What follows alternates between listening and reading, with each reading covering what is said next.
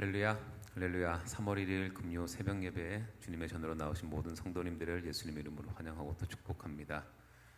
저희들이 살아가면서 어떤 문제와 그런 낙심이 밀려오는 그런 상황 속에서도 끝까지 주님만 바라보고 주님만 의지하며 나아가는 저희들 모두가 되기를 소망합니다.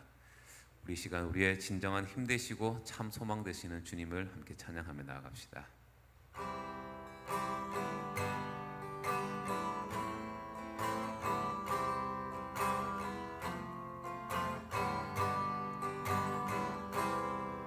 목마른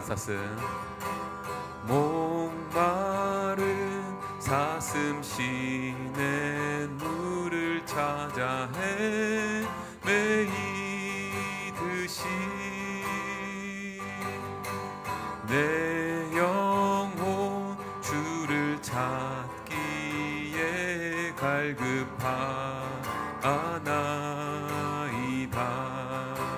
주님만이 나의 힘, 나의 방패, 나의 참 소망, 나의 몸 정성 다 바쳐서 주님 경배합니다.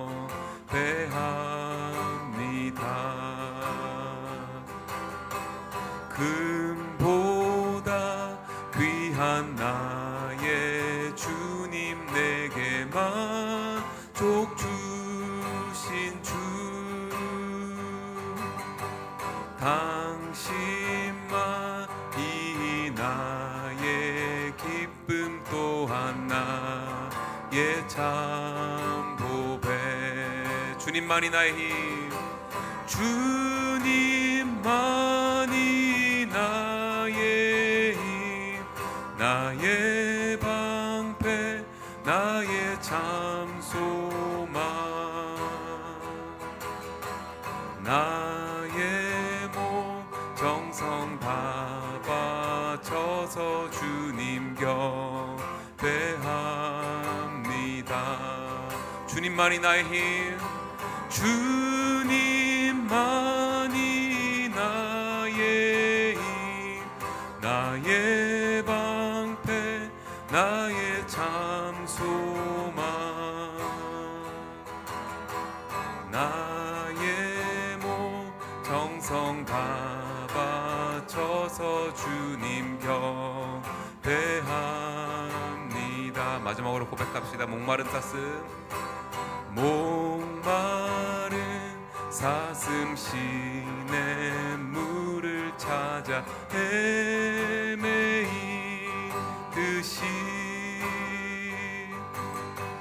내 영혼 주를 찾기에 갈급하나이다.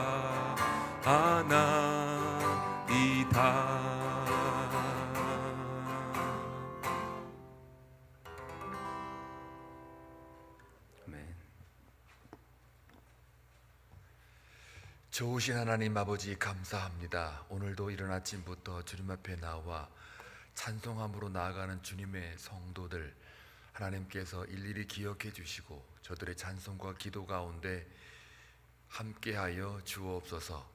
우리가 살아가는 동안 하나님의 동행하심이 얼마나 큰 복인가를 다시 한번 깨닫고 늘 여호와께만 소망을 두는 저희 모든 한비 성도들이 되게 하여 주옵소서. 찬송 중에 거했던 것처럼 목마른 사슴 신의 물가를 찾듯 그 갈급하는 심령이 우리 모든 성도들의 상하는 심령이 되기를 원합니다. 마음이 가난하여 하나님만 의지하는 그러한 성도가 되기를 원합니다. 기도의 영이 부어짐으로 기도 외에는 다른 이유가 없음을 고백하는 성도가 되기를 원합니다. 찬송으로 나아갈 때 가장 복된 삶임을 다시 한번 고백하는 성도가 되기를 원합니다. 오늘도 주님의 말씀을 통하여 목마른 사슴이 시냇물 찾듯이 그 말씀이 그리워 나온 주의 백성들에게 바른 교훈과 책망으로 우리에게 인도하여 주옵소서. 말씀을 증거하시는 전도사님께 입술에 바스콘을 세워주시고 성령이 두루마기로 입혀주셔서 그의 말씀이 살아있는 주님의 말씀 될 수 있도록 역사하여 주옵소서. 예수님의 이름으로 기도하옵나이다. 아멘.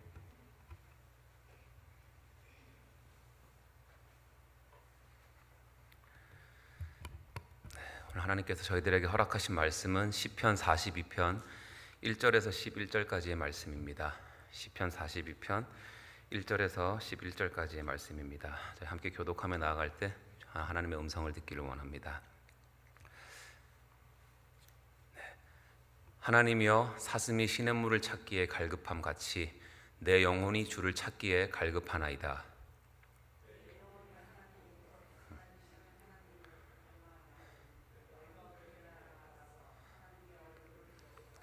사람들이 종일 내게 하는 말이 내 하나님이 어디 있느냐 하오니 내 눈물이 주야로 내 음식이 되었도다.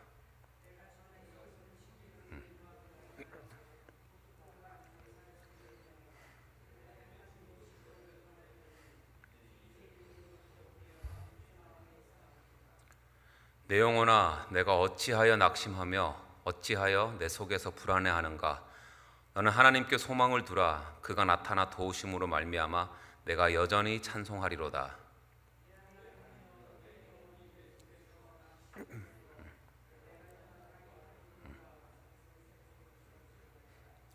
주의 폭포 소리에 깊은 바다가 서로 부르며 주의 모든 파도와 물결이 나를 휩쓸었나이다.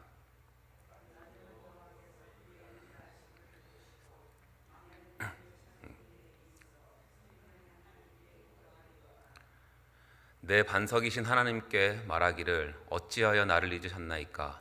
내가 어찌하여 원수의 압제로 말미암아 슬프게 다니나이까 하리로다.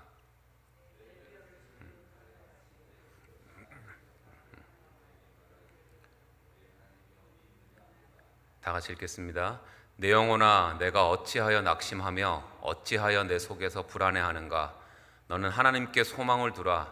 나는 그가 나타나 도우심으로 말미암아 내 하나님을 여전히 찬송하리로다. 아멘. 아멘. 네.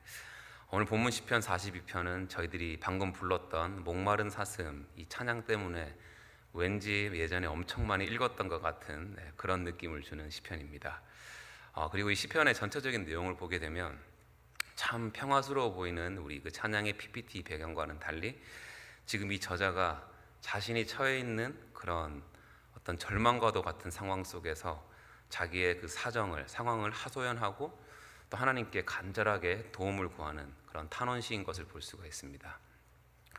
그리고 성경을 가지고 있는 그 시편의 표제를 보게 되면 고라 자손의 마스길, 인도자를 따라 부르는 노래라고 되어 있는데, 먼저 고라 자손은 민수기 16장 1절 말씀을 보면 레윗의 증손 고핫의 손자 이스라엘의 아들 고라라고 되어 있기 때문에 이 고라는 레위 지파인 것을 알 수가 있습니다.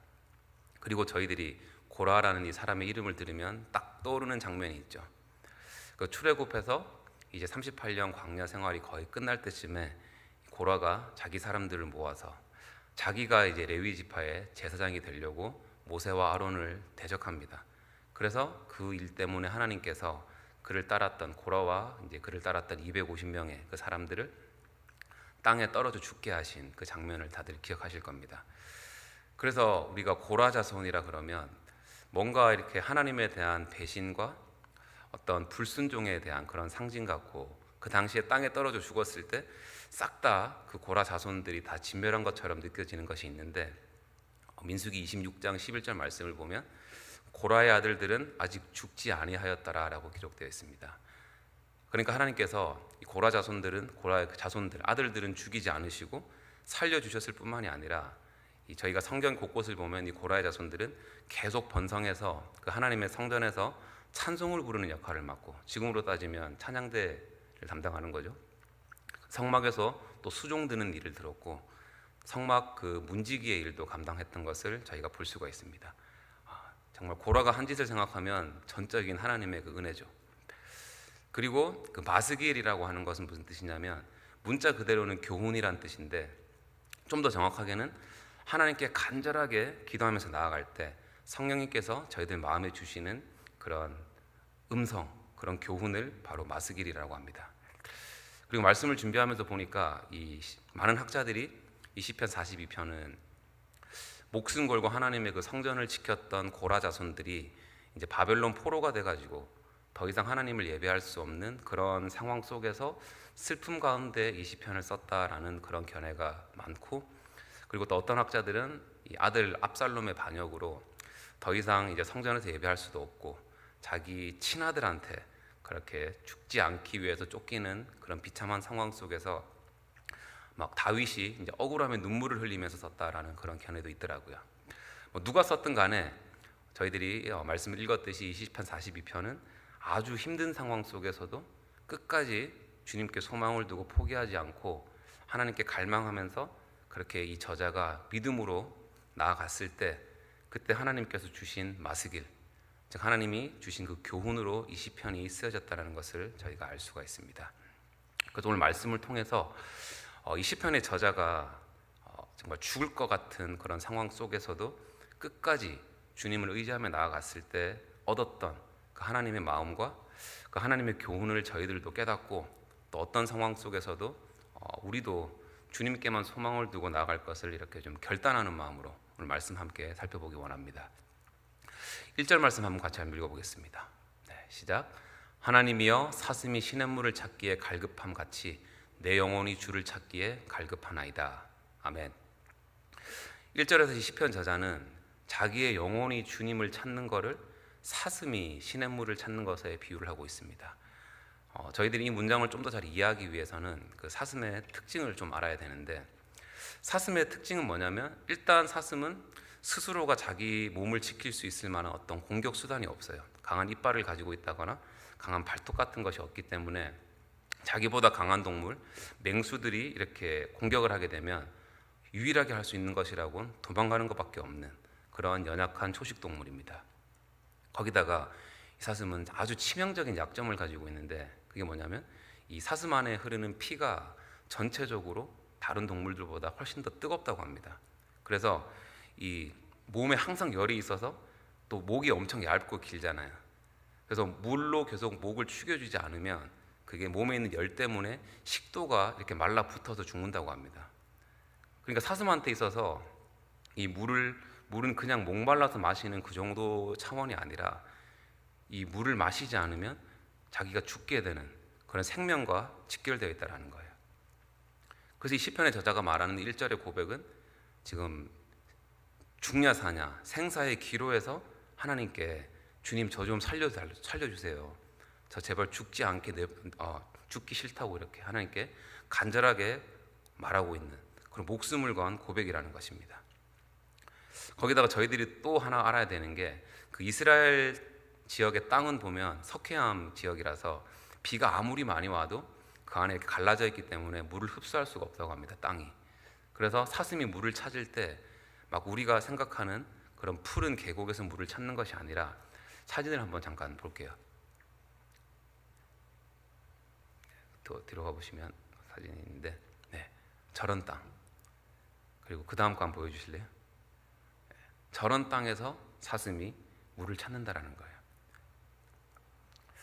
그러니까 이 우기 때 빼고는 항상 이런 땅에서 사슴이 어떻게든 물을 찾으려고 막 바둥바둥 찾는 것처럼 이 저자도 지금 1절과 2절에서 내 영혼이 그만큼 하나님을 갈망하고 주님을 찾기에 갈급하나이다라고 말하고 있는 거예요. 그러니까 얼마나 간절하게 지금 이 저자가 하나님을 찾고 있다라는 게 약간 느껴지시죠?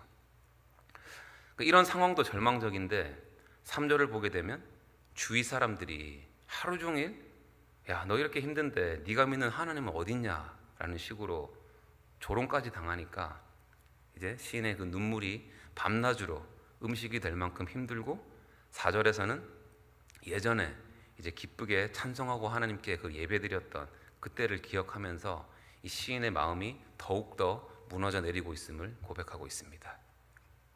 근데 이런 비참한 상황에도 불구하고 시인이 계속 주님께만 소망을 두고 나아가니까 자기가 거기서 그런 삶을 포기하는 것이 아니라 마스길, 하나님께서 교훈을 주시죠. 그리고 그 힘으로 지금 영적으로 육적으로 지금 완전 침체에 빠져 있는 자기 자신한테 이렇게 선포를 합니다. 5절 한번 읽어보겠습니다. 시작. 내 영혼아 내가 어찌하여 낙심하며 어찌하여 내 속에서 불안해하는가. 너는 하나님께 소망을 두라.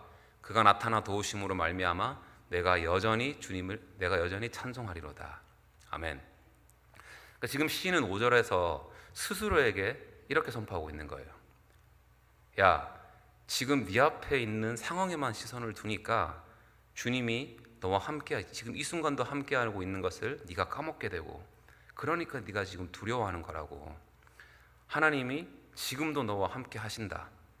그러니까 끝까지 포기하지 말고 하나님의 도우심을 기다리고 주님께만 소망을 두고 찬송하면서 나아가라라고 스스로에게 선포하고 있는 것입니다. 진짜 보면 저희들도 이렇게 살아가면서 낙심에 빠지고 두려워하는 이유를 보게 되면, 가만히 보게 되면 우리한테 일어나고 있는 그런 상황이나 문제에만 신경을 쓰고 거기에만 초점을 둘 때인 것을 볼 수가 있잖아요. 그럴 때 우리가 해야 되는 것이 뭐냐면, 먼저 우리의 시선을 하나님께 두고, 저희들이 그저께와 어저께 요엘서 3장에서 깨달았던 것처럼 하나님은 하나님의 백성들에게는 하나님께 더 나아오기 위해서 그렇게 징계를 주시는 거지 심판을 위해서 징벌을 주시는 게 아니라는 그런 확고한 믿음을 가지고 상황이 아니라 하나님을 바라봐야 된다는 것입니다. 왜냐하면 우리의 모든 그런 생사화복과 우리의 모든 문제를 주관하시는 분이 바로 하나님이시기 때문입니다. 아멘.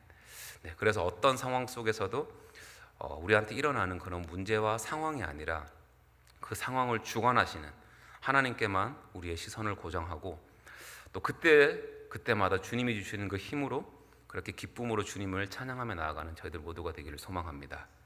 네. 여기까지만 딱 하면 좋은데 6절에서 10절을 보게 되면 이 시편 저자한테 다시금 절망과 낙심이 찾아오는 것을 볼 수가 있습니다.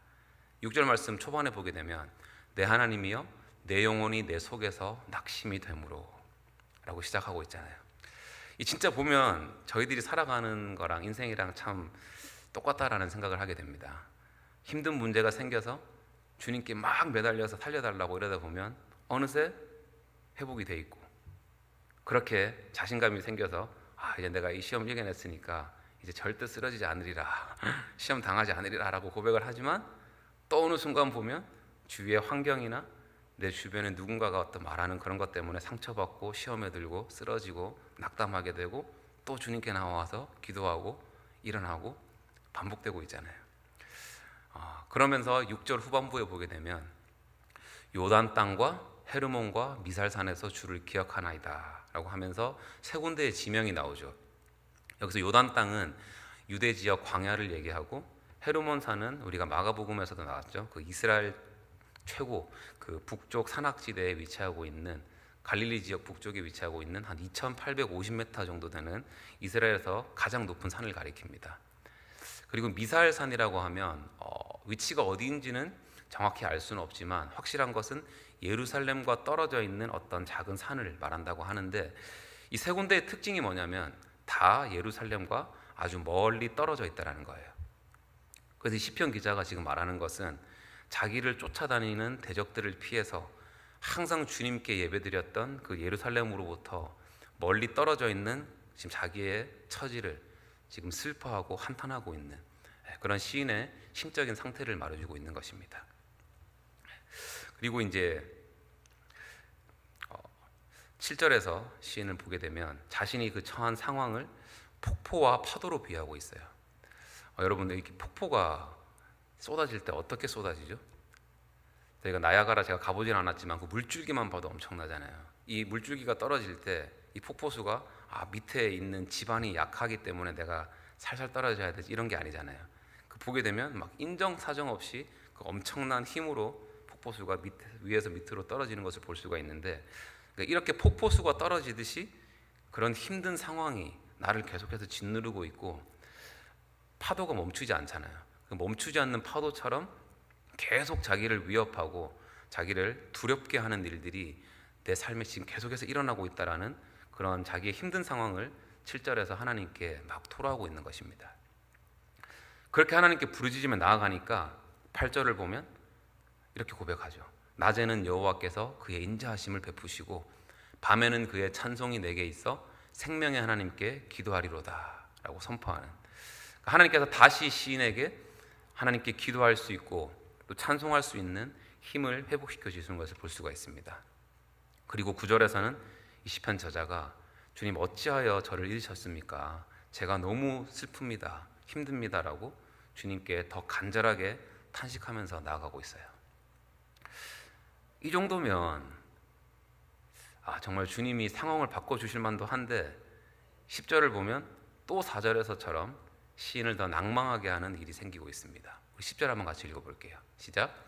내 뼈를 찌르는 칼같이 내 대적이 나를 비방하여 늘 내게 말하기를 내 하나님이 어디 있느냐 하도다. 아멘. 이제 이 시인을 대적하는 자들이 이런 식으로 이제 얘기를 하는 거예요. 야, 너 하나님 믿는데 너 왜 이렇게 삶이 힘드냐? 네가 믿는 하나님은 지금 뭐 하고 계시냐? 진짜 하나님이 계시긴 계시는 거냐? 그럴 바에는 그런 하나님 믿지 마. 막 이런 식으로 조롱 섞인 말들을 하는데 지금 그런 말들이 자기가 지금 처하고 있는 어떤 육체적인 상황보다 더 뼈를 찌르는 칼같이 시인을 힘들게 한다는 거예요. 여기서 이제 저는 그 뼈를 찌르는 칼같이라는 표현을 보면서 제가 조금은 정말 이해할 수가 있었던 게 여러분들은 어떻게 복음을 전할 때나 아니면은 어떤 힘든 일을 겪고 있을 때 다른 사람이 아닌 특히 내가 이렇게 전도하려고 했던 대상한테 이거 하나님 믿는다 그러더니 꼴 좋다라는 식으로 그렇게 조롱받은 경험이 있습니까? 저는 이제 이런 적은 처음이었는데 뭐 조금 비슷한 일이 있긴 있었어요. 불과 한 달 전이었는데 그게 그 일본에서 이제 제 와이프의 동생 부부가 잠깐 왔었습니다. 일주일 정도. 그 남편이 제 이제 아내의 여동생의 남편이 여기 롱비치 쪽에 그 학회가 있다고 해서 일주일 정도 출장을 왔었는데 이제 그때는 그 친구는 일본 사람이고 아주 일본에서 잘 나가고 똑똑한 그런 친구예요. 제가 작년에 뭐 일본 갈 때마다 그 친구한테 복음을 전하고 해도 이제 항상 뭐 콧방귀도 안 끼고 그냥 저한테 두 번 다시 하나님 예수님 얘기하지 말라고 딱 목을 받아놓은 상태라서 뭐 이번에 와도 같이 교전해도 뭐 시간이 되면 하고 아니면 안 하겠다라는 그런 마음으로 있었거든요. 그렇게 이제 한 3일 정도 시간을 같이 보냈는데 그 일본 돌아가기 마지막 그 전날에 이 부부가 그 카바존 아울렛에 가고 싶다고 해서 그때 와이프랑 저는 회사 오프까지 내고 갔습니다. 아침에 오전에 카바존으로 가는 길에 갑자기 이 친구가 저한테 그런 얘기를 하는 거예요. 자기 그쪽엔 아들만 4명이거든요. 근데 셋째 아들이 중학생인데 그 셋째 아들의 가장 친한 친구가 얼마 전에 교통사고로 죽었는데 그 죽은 친구가 크리스찬이었다라고 얘기를 하더라고요. 교회를 다니는 유일한 가정이었다. 이제 그때부터 이 친구가 막 거의 뭐 흥분을 하면서 한 30분 정도를 어떻게 하나님이 있으면 이런 일이 있을 수가 있냐부터 시작을 해서 막 하나님이 있으면 저보고 계속 증명을 해보라는 거예요.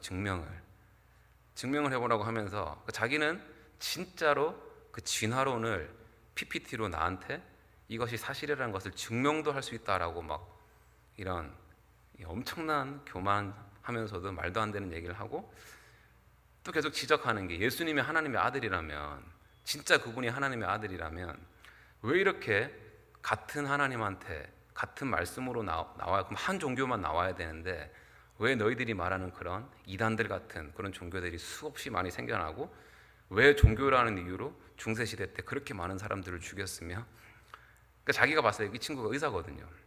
자기가 봤을 때는 이제 분명히 이 종교를 믿는 사람들은 뇌의 어떤 한 부분에 어떤 결핍이 있기 때문에 그것을 채우기 위해서 이렇게 종교에 빠지는 거다라는 식으로 막 광분을 하면서 얘기를 하는데 그것을 제가 다 듣고 제대로 뭐 반박도 못하겠어요 이게. 그렇게 있는데 그날 진짜 제가 같이 카바존 가서도 너희들끼리 놀라 그러고 저는 맥도날드에 앉아서 아무것도 못하고 앉아 있으면서 그날 하루 종일 진짜 이 시인이 표현했던 것처럼 제 뼈가 이렇게 아플 정도로 그렇게 하루 종일 몸살에 걸렸던 적이 있습니다. 그러니까 겨우 이 정도의 비방으로도 참 그렇게 좀 아팠는데 이 시편의 저자는 얼마나 아프고 힘들었을지 약간 조금이나마 상상이 되더라고요. 근데 이런 상황 속에서도 오늘 시편의 저자는요 다시금 그의 믿음을 선포합니다. 우리 11절 말씀 다시 한번 읽어보겠습니다. 시작. 내 영혼아 내가 어찌하여 낙심하며 어찌하여 내 속에서 불안해하는가? 너는 하나님께 소망을 두라. 나는 그가 나타나 도우심으로 말미암아 내 하나님을 여전히 찬송하리로다. 아멘. 너는 하나님께 소망을 두라 해서 여기 두라라는 동사의 그 히브리어 원어를 보게 되면 기다리라는 뜻이 있다고 합니다. 그래서 우리가 아무리 힘들어도 하나님께 소망을 두고 끝까지 기다리면 반드시 하나님께서 우리를 도와주실 것이라는 것입니다. 그리고 계속해서 이 시편 저자는 하나님의 그 도우심으로 말미암아 여전히 주님을 찬송하리로다라고 선포하면서 이 시편 42편을 마무리하고 있습니다. 저는 오늘 본문 말씀을 통해서 저희들이 꼭 이 두 가지는 기억했으면 좋겠어요. 첫 번째는 우리 삶에 어떤 어려움이 찾아왔을 때 문제보다는 하나님을 바라보자라는 것입니다. 정말 저희들이 문제만 바라보게 되면 그 문제 속에서 우리가 더 힘들어지고 스트레스를 받고 그 문제로부터 정말 헤어나지 못할 정도로 그게 힘들지만 그 문제와 상황을 주관하시는 우리가 하나님을 바라볼 때 하나님께서는 오히려 그 문제를 통해서 우리로 하여금 더 주님께 가까이 나아가게 하는 그런 통로로 사용하여 주실 것이기 때문입니다. 믿으시면 아멘 하시기 바랍니다. 아멘. 그리고 두 번째는 뭐냐면 저희들이 계속해서 믿음을 선포해야 된다는 거예요. 5절에서 시인은 힘든 상황에도 불구하고 담대하게 내가 하나님께 소망을 두고 나를 도우신 하나님을 찬양할 것이다 라고 이렇게 믿음의 선포를 하며 나아가지만 바로 6절에서 다시 좌절감과 막 절망감에 빠져 있는 것을 볼 수가 있어요. 그리고 이게 진짜 우리가 이렇게 실제적으로 경험하고 살아가고 있는 그런 믿음의 여정이고 우리의 신앙의 길이라고 생각합니다. 한번 믿음으로 선포했다고 해서 막 그 상황이 특별히 변하는 게 아니잖아요.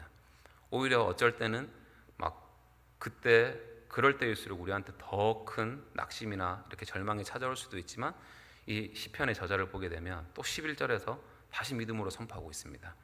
내 영혼아 왜 너가 불안해하고 왜 너가 낙심하느냐? 너의 소망을 하나님께 두라. 그러면 하나님으로 말미암아 너가 다시 찬양할 것이다. 그러니까 한 번이 아니라 두 번, 세 번 계속해서 선포를 하고 있어요. 내일 시편 43편에도 보게 되면 똑같은 고백을 하고 있는 것을 볼 수가 있습니다. 그래서 정말 저희들이 이렇게 신앙생활을 하다 보면 낙심이 찾아오고 그렇게 절망이 찾아올 때가 있지만 그럴 때마다 우리가 포기하지 않고 다시금 일어서서 함께 믿음으로 우리가 하나님을 선포하고 하나님께서 주시는 그 마스길로 더 주님께 가까이 나아가는 그렇게 승리하는 축복된 삶을 살아가는 저희들 모두가 되기를 주님의 이름으로 축원합니다. 오늘은 우리 이 찬양으로 우리 영혼에게 믿음의 선포를 하면서 오늘 예배를 마무리하기 원합니다. 함께 찬양하며 나가겠습니다.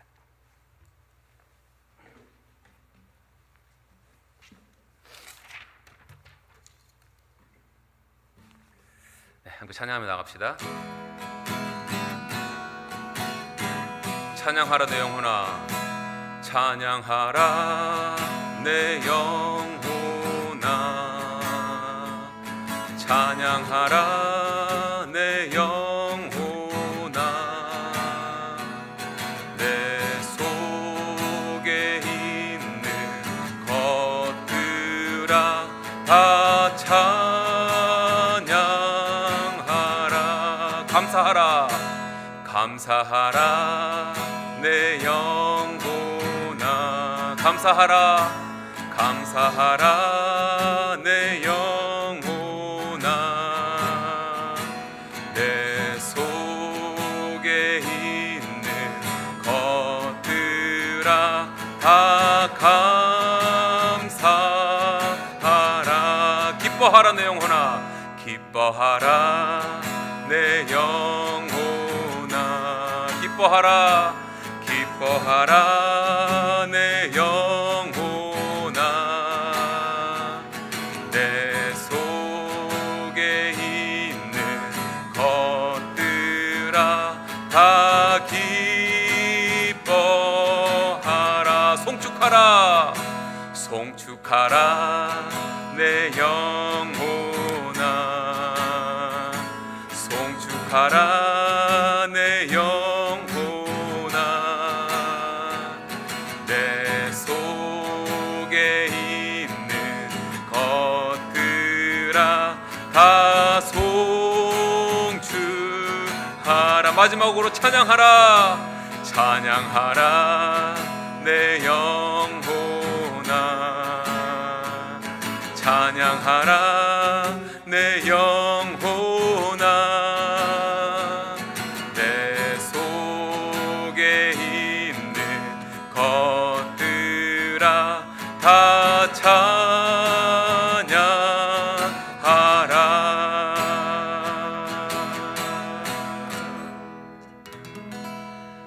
네, 기도하겠습니다. 주님, 저희들이 살아가면서 어떤 어려움과 고난이 있을지라도, 때때로는 도저히 희망이 안 보이는 그런 절망적인 상황이 올지라도, 아버지, 그럴 때마다 저희들이 상황을 보지 않고 우리의 시선을 주님께 고정하여 주님께만 더 간절히 나아가기를 원합니다. 아버지, 그리고 그럴 때마다 우리가 항상 내 영혼에게 지금 찬양한 것처럼 찬양하라, 감사하라, 기뻐하라, 송축하라 고 선포하며 아버지, 우리가 주님께 더 나아갈 것이니 주님, 저희들이 믿음의 여정을 걸어갈 때 끝까지 포기하지 않게 하여 주시옵시고, 낭망치 않게 하여 주시옵시고, 혹시 넘어지더라도 다시 일어날 수 있는 힘과 용기와 믿음을 저희들에게 허락하여 주시옵소서. 감사드리며 모든 말씀 우리 주 예수 그리스도 이름으로 기도드리옵나이다. 아멘.